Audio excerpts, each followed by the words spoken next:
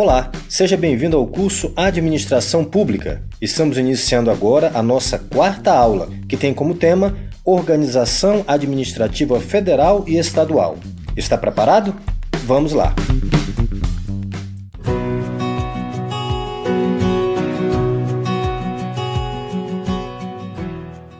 Administração direta. Semelhante à noção de centralização e descentralização está a de administração direta e indireta. A administração direta representa o conjunto dos órgãos integrados na estrutura central de cada ente federativo, sendo, portanto, a gestão dos serviços públicos realizadas pelas próprias pessoas políticas por intermédio dos seus órgãos. Nos termos do Decreto-Lei 200, que trata sobre a organização da administração federal, a administração direta é a que se constitui dos serviços integrados na estrutura administrativa da Presidência da República e dos ministérios. Os órgãos da administração direta possuem as seguintes características, segundo Jundi na sua obra de 2009. Primeira, ausência de personalidade jurídica. O conceito de personalidade jurídica está vinculado à pessoa política central da estrutura administrativa, quer seja a União, os Estados, o Distrito Federal ou os municípios.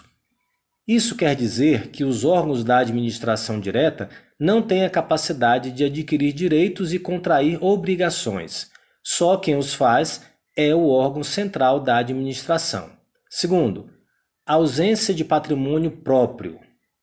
Assim como os órgãos da administração direta não têm capacidade para adquirir direitos e contratar, não têm condições para ter patrimônio. Logo, todos os bens, direitos e obrigações pertencem à pessoa política. Exemplificando, o prédio ocupado por um ministério não lhe pertence, mas sim à União. A administração direta representa a estrutura central da administração pública e seus órgãos subordinados. É onde o Estado assume a responsabilidade de realizar diretamente as atividades e serviços que são disponibilizados aos cidadãos. Agora que entendemos o que é administração direta, vamos aprender o significado de administração indireta. Vamos aprofundar no estudo? Vamos analisar a administração indireta. A administração indireta se relaciona com a ocorrência da descentralização da administração pública, ou seja, trata-se das situações nas quais o Estado atribui determinados serviços públicos para outra pessoa jurídica. Esse tipo de descentralização é denominada descentralização institucional por conferir a organismos autônomos personalidade jurídica. Os órgãos da administração indireta possuem as seguintes características. Primeira, personalidade jurídica. Para que possam desenvolver suas atividades, as entidades da administração indireta são dotadas de personalidade, consequentemente, podem adquirir direitos e assumir obrigações por conta própria, não necessitando, para tanto, das pessoas políticas. Com isso, se busca aumentar o dinamismo operacional por meio da descentralização funcional. Segunda, criação ou autorização por lei específica. A Constituição Federal estabelece em seu artigo 37, inciso 19, que todas as pessoas integrantes da administração indireta só podem ser instituídas mediante lei específica. Terceira, patrimônio próprio. As entidades da administração indireta devem possuir patrimônio próprio, conjunto de bens, direitos e obrigações, distinto das pessoas políticas. Tal característica é essencial para que possam atuar com autonomia financeira. Quarta, vinculação aos órgãos da administração direta. Como executoras de serviços públicos, essas entidades são vinculadas aos órgãos da administração direta, com o objetivo de possibilitar a verificação de seus resultados, a harmonização de suas atividades políticas com a programação do governo e a eficiência de sua gestão. Vamos conhecer quais são as entidades integrantes da administração indireta. Conforme o Decreto de Lei nº 200, A administração direta é a que compreende as seguintes categorias de entidades dotadas de personalidade jurídica própria. Primeira, autarquias. Segunda, empresas públicas. Terceira, sociedade de economia mista. Quarta, fundações públicas. Vejamos as características destas entidades, ainda nos termos do Decreto de Lei nº 200/67. Autarquias são entes administrativos ou serviço autônomo criados por lei específica, com personalidade jurídica, patrimônio e receitas próprias para a consecução de atividades típicas da administração pública, que requeiram, para o seu melhor funcionamento, gestão financeira e administrativa descentralizada. Isso consta no artigo 5º. São exemplos de autarquias Instituto Nacional de Seguridade Social, o INSS, o Instituto Brasileiro de Museus, o IBRAM, e a Ordem dos Advogados do Brasil, a OAB. E tem mais as agências reguladoras. As sociedades de economia mistas e empresas públicas são criadas por lei com a finalidade de exploração de atividade econômica que o governo seja levado a exercer por força de contingência ou de conveniência administrativa. A distinção entre elas se faz pela origem dos recursos.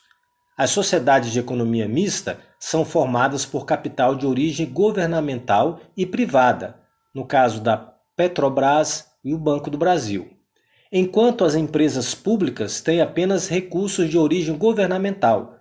É o caso da Caixa Econômica Federal e da Casa da Moeda. As fundações públicas são criadas por lei para o desenvolvimento de atividades de caráter social, como assistência social, assistência médica e hospitalar, pesquisa, educação e ensino, atividades culturais, dentre outras de caráter assistencial.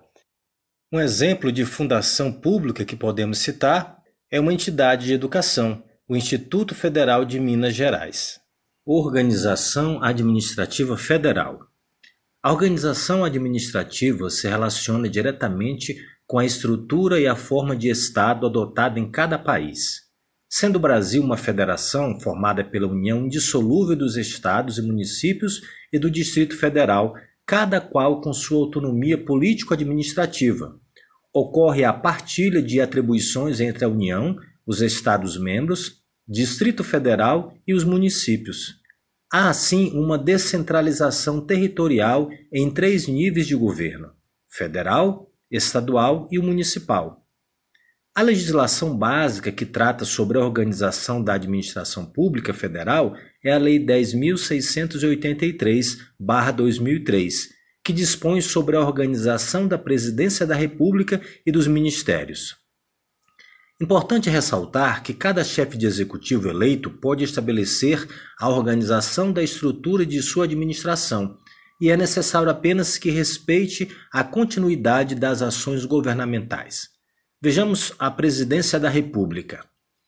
A administração federal é dirigida por um órgão independente e supremo, que é a Presidência da República, e por órgãos autônomos, que são os ministérios, aos quais se subordinam ou se vinculam os demais órgãos e entidades descentralizadas.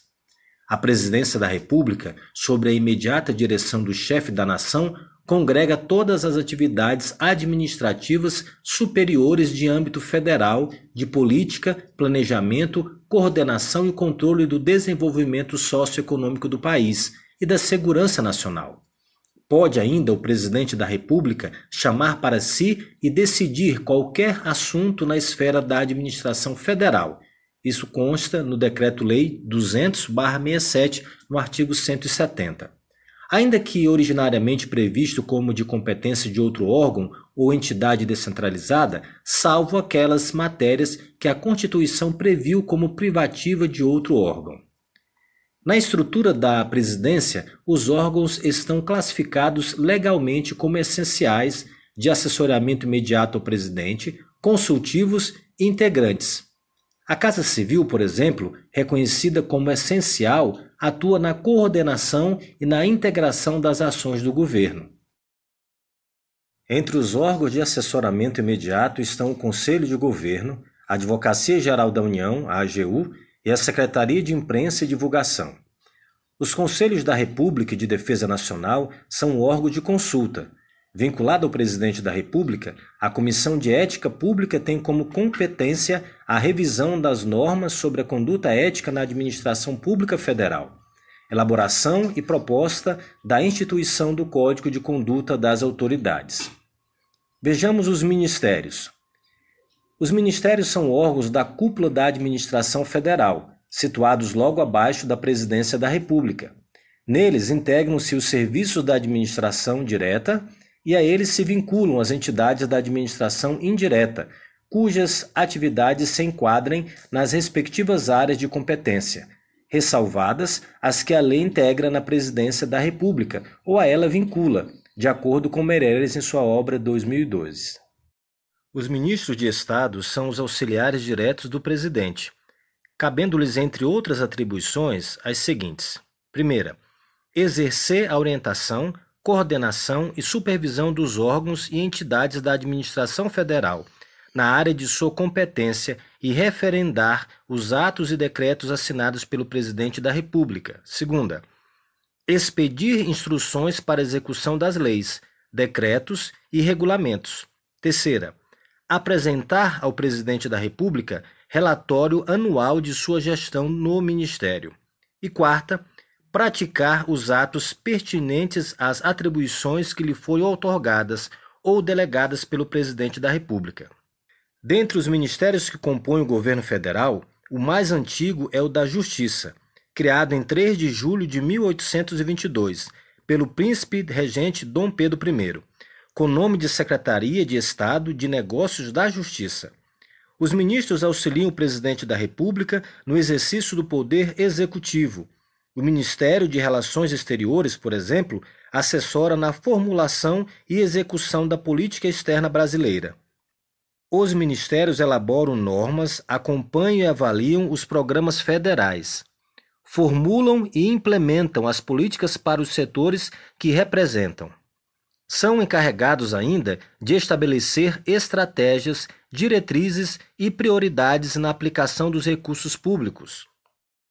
Agências. As agências são consideradas órgãos da administração indireta, responsáveis pela prestação de serviços essenciais à população. Além das agências reguladoras, fazem parte da estrutura do governo federal as de desenvolvimento regionais e de pesquisa. As agências reguladoras foram criadas para fiscalizar a prestação de serviços públicos praticados pela iniciativa privada. Um exemplo é energia elétrica, telefonia, combustível, assistência à saúde. Além de controlar a qualidade na prestação dos serviços, estabelecem também regras estáveis para o setor, dando segurança aos investidores. Atualmente existem 10 agências reguladoras, mas nem todas realizam atividades de fiscalização. Atuam como agências de fato: a Agência Nacional de Telecomunicações, a Anatel, a Agência Nacional de Petróleo, a ANP, e a Agência Nacional de Energia Elétrica, a ANEEL, e a Agência Nacional de Saúde Suplementar, a ANS. Desde os anos de 1950, a administração pública adota a prática de conselhos como espaços organizados e institucionalizados. No atual governo federal, os conselhos se configuram como espaços de cogestão para as decisões de políticas públicas.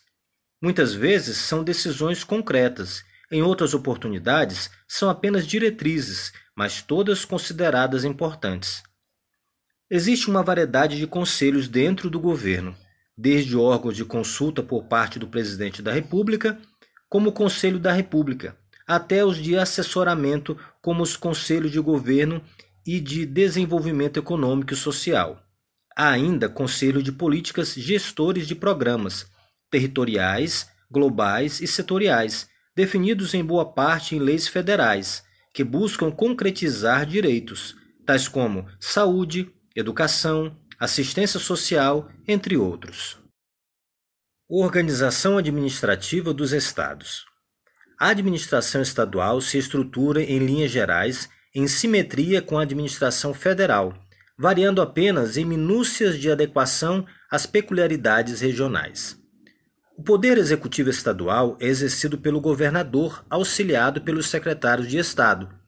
No âmbito da administração direta, os atos de gestão relativos à implementação das políticas públicas setoriais são de competência das respectivas secretarias de Estado, observados os parâmetros e as diretrizes governamentais e os critérios técnico-institucionais de cada política. As secretarias constituem órgãos dirigentes da administração estadual, cabendo aos respectivos secretários funções de supervisão, através de orientação, coordenação e controle das atividades dos órgãos inferiores, como ocorre com o ministro do Estado. O Estado-membro decreta, arrecada e aplica os tributos de sua competência e participa da arrecadação de certos impostos, da competência da União. Organiza sua justiça nos moldes do Poder Judiciário Federal e compõe sua Assembleia Legislativa dentro dos princípios parlamentares adotados pela União. Da mesma forma que a administração pública federal, o governo do Estado também adota a prática de conselhos como espaços de cogestão para as decisões de políticas públicas. Muitas vezes são decisões concretas, em outras oportunidades são apenas diretrizes. Essa foi a nossa quarta aula do curso Administração Pública. Se você gostou, deixe o seu like e não se esqueça de se inscrever no canal para receber todas as aulas. Te vejo na próxima aula, que tem como tema o município. Agora é com você, te vejo lá.